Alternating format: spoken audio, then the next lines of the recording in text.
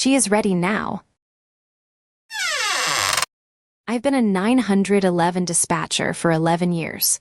I've taken calls from people having heart attacks, people watching their houses burn, people hiding in closets while someone walks the hallway outside. After a while, you develop a kind of professional distance. You have to. You stay calm, you ask the right questions, you get the right people moving, and then you go home and you make dinner and you don't think about it. I still don't think about most of them. I think about this one. It came in on a Wednesday night, just past 2 in the morning. Female caller, adult, voice low and controlled in the way that means someone is working very hard to stay quiet. 911, what's your emergency? There's someone in my house. Standard, I get this call 4-5 times a week. Okay, are you in a safe location right now? I'm in the bathroom, I locked the door. Good, stay there. Can you tell me your address? She gave it. I typed it in. Flagged a unit. Can you hear the intruder? Do you know where they are in the house? A pause. Downstairs, I can hear them moving. What kind of movement? Footsteps. Yes, and she stopped. And what? They're talking quietly. I can't hear what they're saying. One intruder talking quietly to themselves. Could be drugs, could be mental illness, could be a lot of things. Okay, I've got officers on the way. Are the kids home? Is anyone else in the house? My daughter. She's 7. She's in her room. Is her room near the bathroom? Across the hall. Okay, I need you to listen to me very carefully. If you can get to her without going near the stairs or wherever you can hear the intruder, I want you to get her and bring her into the bathroom with you. Can you do that? Another pause, longer. That's the thing. Her voice changed on that sentence. Something in it I couldn't name yet. That's why I called. What do you mean? The talking, the voice downstairs. She was breathing through her nose, slow and deliberate. It's my daughter. I kept my voice level. Your daughter is downstairs? I don't know if she's downstairs or in her room. I haven't opened the door. Okay, when did you last see her? I checked on her at 10. She was asleep. I went to bed at 11. I woke up at 2 because I heard movement and I came to the bathroom and locked the door before I understood what I was hearing. And you're sure it's her voice? It's her voice. Flat, certain. But she's 7. She's been asleep for 4 hours. And whatever she's saying down there, she's been saying it without stopping for the 20 minutes I've been in this bathroom. The same words over and over. The officers were 4 minutes out. I noted it. Do you know what she's saying? The longest pause yet. I could hear her breathing. Could hear faintly beneath it a sound I couldn't make out. Rhythmic, low. I looked it up, the woman said. While I was waiting, I typed what it sounded like into my phone. What did you find? It's Latin or something like Latin. She exhaled. It's a name. She keeps saying a name over and over. Whose name? Mine. Her voice finally broke just at the edges. She's saying my name. My full name. My middle name, which she doesn't know. I've never told her it was my grandmother's name and it's not on any document she's ever seen. I had nothing for that. 3 seconds went by where I said nothing, which I have never done in 11 years. Ma'am, the officers are 2 minutes out. I need you to stay on the line. There's something else. What? I looked up the phrase, the whole phrase, not just the name. It took me a while to find a translation. She paused. It means, she is ready now, she is ready now, she is ready now. Her voice dropped to almost nothing. She's been saying that for 20 minutes, my name and then she is ready now, over and over. I heard the officers' sirens through the phone, distant. They're almost there. Can you hear the sirens? Yes. Stay in the bathroom until they knock on that door and identify themselves. Do not open it for anyone else. Okay. Ma'am, does your daughter speak Latin? Has she studied it? School, a tutor, anything?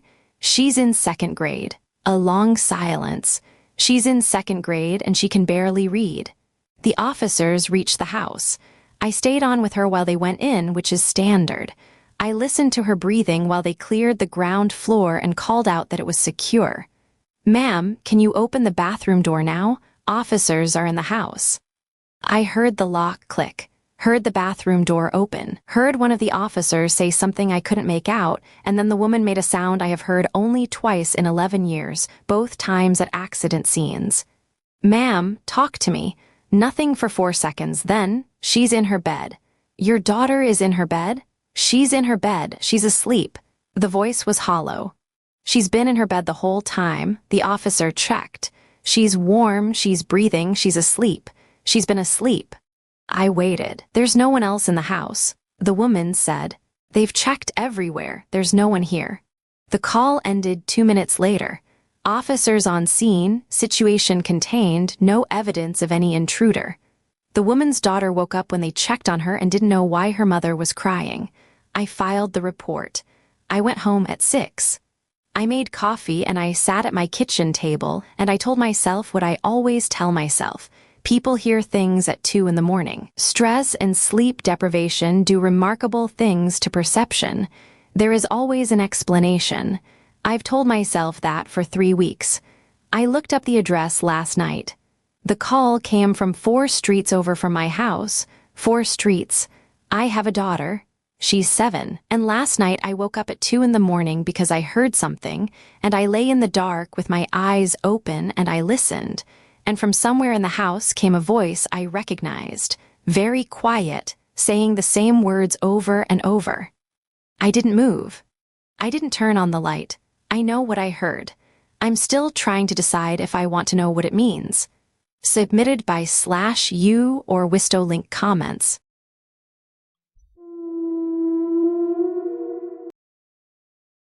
We all got powers, but there was a catch. What the hell is that? Asked Chad, staring in amazement at the hole of light that had just opened before us. We had skipped school to hang out in the old underground subway tunnels. I don't know, but we should really get out of here, replied Annie nervously. No way. It could be like a gateway to another dimension. We have to check it out. We could get famous, said Dirk. Well, there's no point in sitting here wondering, said Jessie. If we're going to go, let's go. With that, we stepped through the portal of light. If we'd known what we'd find, what would happen, we may well have run the other way. I had no idea how long we were inside the portal, but we stepped out into what looked like a cave. There was writing all over the place. At least I think it was writing, it wasn't in any language I recognized. Whoa, said Dirk, eyes bouncing around excitedly.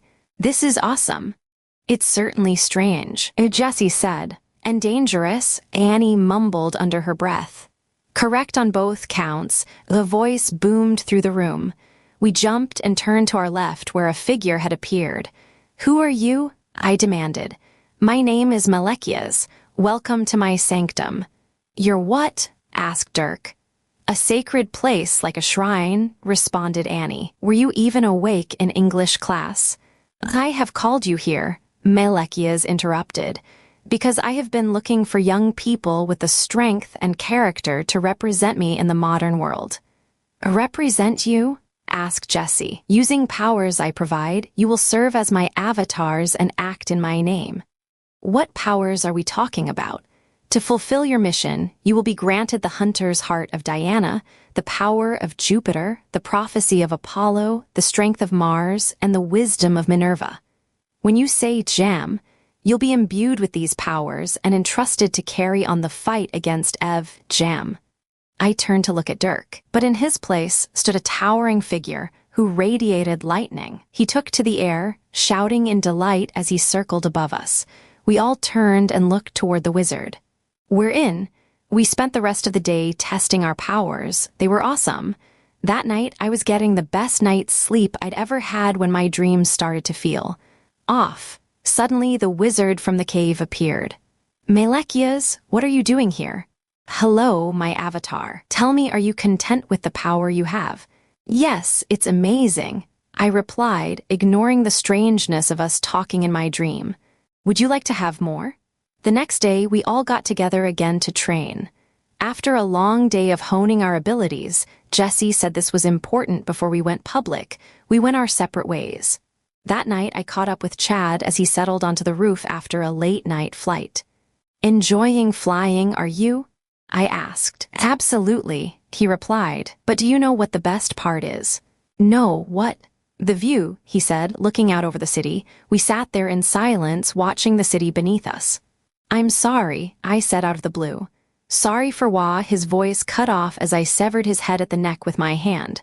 I'm sorry, I repeated as his decapitated body fell off the roof. I had no choice. The next day, we were all out practicing again. Has anyone seen Chad today? Asked Jessie. No, but he mentioned being tired, responded Annie. He probably just took a day off. Guys, I know this isn't fun, but it's important we need to lock in, said our self-appointed leader. You got it, boss, said Dirk, giving a mock salute. Jessie frowned at him before getting back to work. Later that night, I knocked on Dirk's door. Can we talk? Sure, he replied, but why me? I figured you'd pick Annie or Jessie. They're great, but they're just so serious. I wanted someone who wouldn't judge me. I get it. Mind if we go outside? We left his house and walked toward the park. Are you feeling stressed about all of this? I asked. Stressed? This is the best thing that's ever happened to me. I have powers. I get to be a hero. Maybe being a hero isn't all it's cracked up to be. Then I pushed him over and rammed his head into the concrete until it burst like a cantaloupe. Sorry, Dirk, but you died a hero. I knew everyone would be on alert the next day, so I went to Jesse's place that night. I knocked on his door urgently until he opened it. Jesse, help, what's wrong? He asked, looking around alertly. I think Dirk's in trouble. He called me and then he screamed and the call was cut off. Okay, hold on. Let me get dressed and we'll go check on him. He turned to head to his room, leaving the door open for me, so he didn't see it coming when I stabbed him through the throat. I stood over Jesse, his red life's blood dripping wet and heavy from my hand as he lay on the floor. Tia, what? Sorry, Jesse, but the wizard came to me in a dream and said I had to kill you all to consolidate the power that was split between us. We were limited before, but with all of the power, think of the good I can do. I'm going to be the hero this world, Nee. I stopped talking as I felt a sharp pinch. I looked down, only to see a hand protruding from my chest from behind, its fingers clenched around my still-beating heart. I fell to the ground, reaching futilely for my heart as I saw Annie standing over me. Tough luck, Tia. I had the same dream. Submitted by /U or C Benson 1273 link comments.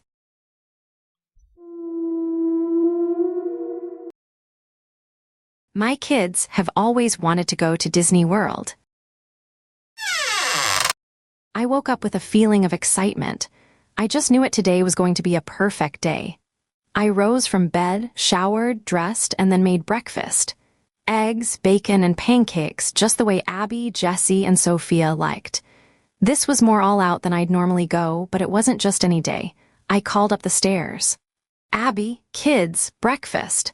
They came down and sat at the kitchen table. The kids inhaled their food like kids do while Abby ate more reservedly. I ate with them, ignoring the slight headache I felt. Was I forgetting something? So are you two getting dressed soon? I asked the kids innocently. Nah, they said. It's a lazy day, they explained, repeating a phrase their mother always used. I looked at them confused. But how are we going to go to Disney World with you dressed like that? What? They asked, eyes widening.